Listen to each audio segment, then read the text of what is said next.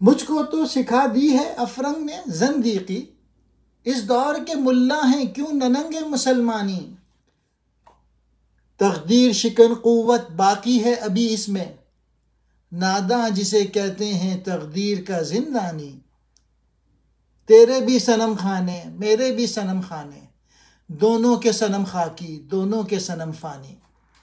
इकबाल कह रहे हैं मैं ये मान लेता हूँ कि यूरोप वालों ने मुझे मज़हब से दूरी सिखा दी है, लेकिन हमारे इस दौर के मुल्ला क्यों इस्लाम के लिए बाइस शर्म बने हुए हैं। मैं तो यूरोप जाने के बाइस ज़ंदीक बना, ये नाम नेहाद मुल्ला तो यूरोप नहीं गए, फिर वो ऐसे क्यों हैं। मुल्लाओं की फ़िरका परस्ती और मिल्लत में इंतशार फैलाने के हवाले से बात की है। जिस वजूद के मुताल्लिक बेसमझ और नाफहम लोग कहते हैं वो तकदीर की जंजीरों में जकड़ा हुआ है, उसे अभी इतनी क़ुव्वत बाकी है कि इन जंजीरों को तोड़ कर रख दे।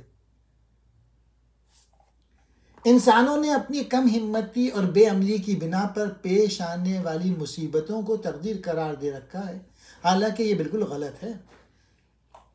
इकबाल कह रहे हैं हालांकि अल्लाह ताला ने इंसान को वो क़ुव्वत भी अता की है कि वो हालात को अपनी मर्जी के मुताबिक बदल डाले, अगर वो अपनी सलाहियतों को इस्तेमाल करे, मेहनत करे, स्ट्रगल करे, जस्तजू करे। आखिरी शेर जो है वो आम इंसान से खिताब है। तेरे पास भी बुतकदे हैं और मेरे पास भी बुतखाने हैं, और हम दोनों के ये बुतकदे आर्जी और फ़ानी हैं। यही मुराद हो सकती है कि हम दोनों इन चीज़ों के आशिक़ हैं जो हमें खुदा के इश्क़ से रोकती है, जैसे ज़र, ज़न और ज़मीन। जब आदमी मादा परस्ती में लग जाए तो वह खुदा से दूर हो जाता है। ज़ंदीकी गुमराही, ननंगे मुसलमानी इस्लाम को बदनाम करने वाला, तकदीर शिकन तकदीर को बदलने वाली ताकत, तकरीर बातें करने वाला, जिंदानी कैदी,